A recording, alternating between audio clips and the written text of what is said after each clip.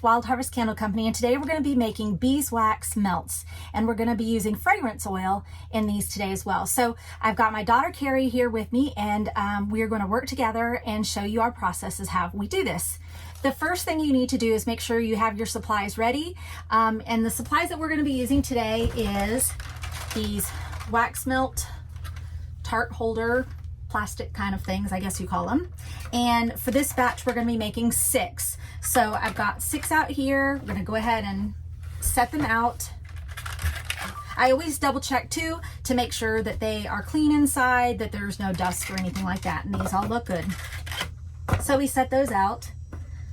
The last thing you want to do is get your wax and everything ready and then not have your trays ready and wait too long to pour everything. So the next thing we need to have is our pouring pot that we're going to be putting our beeswax in, our piston funnel that we're going to use to transport the wax into the containers, and then we have our fragrance oil, a measuring cup to weigh the fragrance oil. We've got our wax pot here. It's already been turned on. The wax is melted and ready to go, and this is just beeswax only in here. So let's get started with this process. The first thing I like to do after getting my supplies out is go ahead and weigh the fragrance oil and get that set to the side. So I have a scale here, turn it on, make sure it's zeroed out, which it is. Now I'm going to put my glass it's kind of like a little shot glass sort of, but it has measurements on it. I don't even go by what's here because this is all going to be done by weight. So you go ahead and put it on here, and you're going to tear this out so that it's back to 0, because we don't want to use the weight of the glass. We just want what's inside with fragrance oil. Now I use, for my particular formula here, I use a 10% fragrance oil calculation. Everybody can do their own kind of thing. This is just the way that we do it. And so I also added this little, here, I don't know what you call this thing. Carrie, what do you call that thing? It's just like a squeeze tip. Yeah, it's a squeeze tip like a kind of thing. You can pour it directly from this, but sometimes it comes out a little too fast, and sometimes it can even drip from the bottle. This, I can kind of slow down the flow a little bit. It just gives me a little bit more control. I just like it. I bought these off of Amazon, pack of them. So I know how much weight that I need to make the 10%. So I'm going to go ahead and just kind of squeeze this in here. Watch my scale. And these scales don't have to be anything expensive. No. A very inexpensive scale. Got this off Amazon, I think maybe 20 bucks or something like that. But you do want to make sure that it will do grams, ounces, pounds, all those kind of things. So I have it set to be able to weigh this out. Hold on, almost here. And if you can get pretty close, that's good. All right, so now fragrance oil is done. We can put that to the side, and then I just set that right there. The next thing we need to do is weigh the wax. Now, I have figured out that to do 6 melts for me, I need 1 pound of wax plus the fragrance oil, and that fills it up just perfectly. So I've got my pot here. I like to go ahead, I talked about this in the other video as well, I like to take the heat gun and just heat it up a little bit inside, just so it's not a shock temperature wise, because this is kind of cool and this is hot coming out. So we just want to give it a little hit there with the trusty heat gun. I've got my scale right here, got it lined up under my pot. Of course we need to tear it out again. All right, and now I'm going to go ahead and I want to weigh out 16 ounces.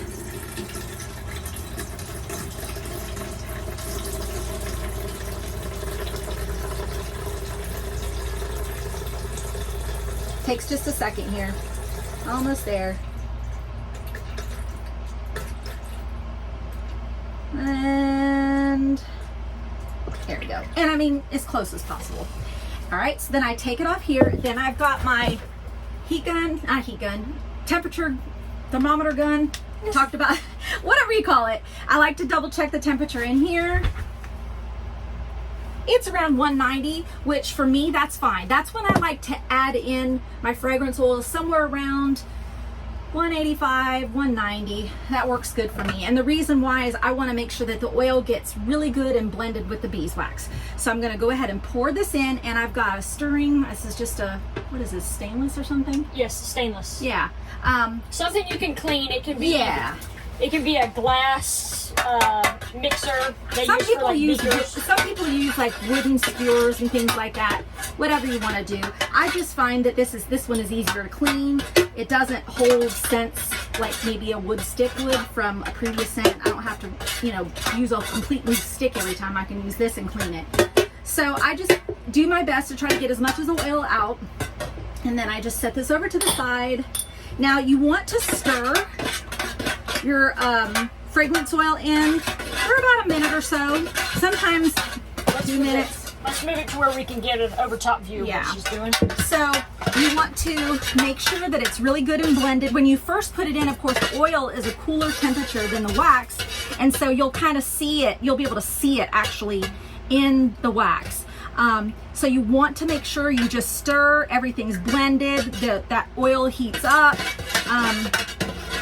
So I usually just kind of keep an eye on it and stir. You don't need to whip it or anything like that. Just gentle stirs until you feel like everything is nice and it mixed up very well.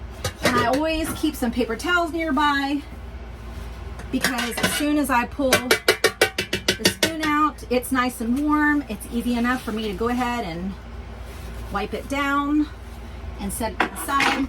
Now, you don't, with these plastic melt containers, you don't want to pour any kind of wax, whether it's beeswax, soy wax, whatever you're using. You don't want to pour these in here any hotter than, I would say, definitely no more than 175, but I usually try to do it around 170, 165, something like that, because if you get it too hot, it will actually melt and start to deform your mold. So you want to let it cool. So now that we have added the fragrance oil, that can actually lower the temperature just a little bit. So we're just going to double check and see where we're at. So it is now, as of right now, it is now 170 degrees. So that's good. I can go ahead and pour this right now. Now, if you've got a good steady hand and you feel confident, you can pour from this pot right here. I don't. Every time I try, I make a hot mess everywhere. For me, it doesn't work. There's another option that you can do. I've got two options. I have a smaller one with a nice little pointy spout on the end. You can transfer it from here to here, and then you've got a little bit more control because, like I said, don't want to make a huge mess. Then we talked about the piston funnel, and I also talked about this in my last video as well. So once again, we need to heat this up because it's kind of cooler just from being in the room. And also you want to make sure that if you used it before, the wax down at the very, very bottom can kind of stick. You can see I press on it and it doesn't want to release. And if you push on this too hard, it's going to break that inside, that little cork part in there. It's going to break it, and then the whole thing is a hot mess. So I just warm this up. And not only does it help with keeping my temperatures more stable, but it helps to loosen up that cork a little bit. And I can even hit it from this outside right here. And I see now it's released. So I know it's not going to get stuck. Oh, I also have my parchment paper under here, which is really good. I talked about that before because it's easy for cleanup. You can peel the wax off. So I go ahead and just kind of pour it for me to be able to handle, because it you know, you got to be able to still have control. I fill it up to about right here. And then this is just my technique. I pour it over and I make sure that it will still release. Because you don't want to get over here and then it sticks again. Also, I keep my little towel up underneath here to help with drips. And then just very, very slowly pour in here. And I just eyeball it to the top without making a mess and spilling. Now I know that I have weighed this out, and I know that each one will weigh about 3 ounces net weight of beeswax and fragrance oil in each one of these. Now, based on the type of wax that you have, your weights could be a little bit different, but this is just with my particular wax. That's how much it ends up weighing. So, and now just keep pouring. It's actually kind of relaxing. And I don't like to have to, if I can help it, not to pour midway. So if I notice that there's not enough in there, I'm not going to start the next mold. I'm going to make sure that I go ahead and finish putting the rest in. Then I just kind of double check, make sure it's not going to stick,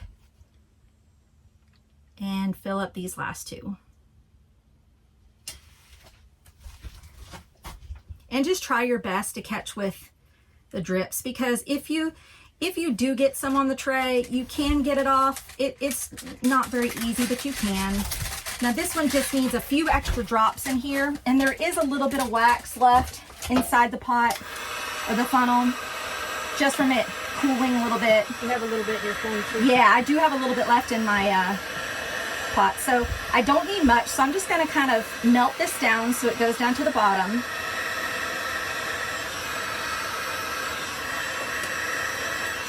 And then add that last little bit, and that should be good. All right, I do have just a little bit left in the pot. You can see, depending on how much you have left, like I said, I did pretty good with measuring how much.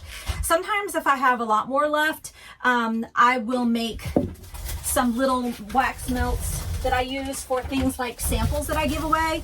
And I just have a fun little bee honeycomb mold here, and if I have enough, I'll just fill up a couple of these, so then I can give them away as samples and extra sniffs for people in their packages. So this is what I like to do for that, and because it's not enough to make another tray.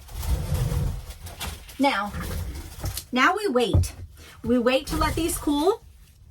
Depending on the temperature in your room, it can take, you know, an hour or so, maybe a little bit more than that. But you just want to leave your trays open. Don't close them up until they have solidified.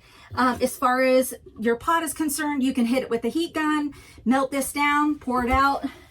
While it's still hot, take your paper towel, wipe out the inside, get it really good and clean. You can follow up with, after it cools down, with some rubbing alcohol if you want to finish it off and get it really good and clean. And then it's ready for the next use. So we will check back with you and let you see what it looks like when everything gets nice and cool and molded up. We'll go to the next step. Welcome back, everyone. So we've given our wax melts some time to cool and firm up in their clamshell molds, and it's time to take a look at the final product. So here we go. They look great on the top. They look great on the bottom. They smell amazing. Just beeswax and fragrance oils. Here at Wild Harvest Candle Company, we only use phthalate-free, high-quality fragrance oils and any of our melts and our candles that are scented. They're safe to be around humans and pets, and we just love them, and our customers do too. I've also taken the time to put in our sticker on the inside that has warning and use instructions. Some people like to put the sticker here. Some people like to stick it on the bottom. Some people like to make a little card and tie to it. Whatever you want to do is fine, but you have to include that information on your candles and your melts. It doesn't matter whether you give them away or you sell them, you have to include that information. We've also gone ahead and put our company sticker on the outside and with the name of the fragrance. And yeah, that's it. Really simple, really fun, ready to use. Pop them out of the molds, break the cubes up, put a couple cubes in your warmer, and enjoy. So we appreciate you taking the time to watch our video today. If you enjoyed it, we would love that thumbs up. If you have any questions or comments, please feel free to drop those below. If you haven't subscribed to our channel yet, we would love that too. So we hope to see you next time. Thanks again. Bye, everybody.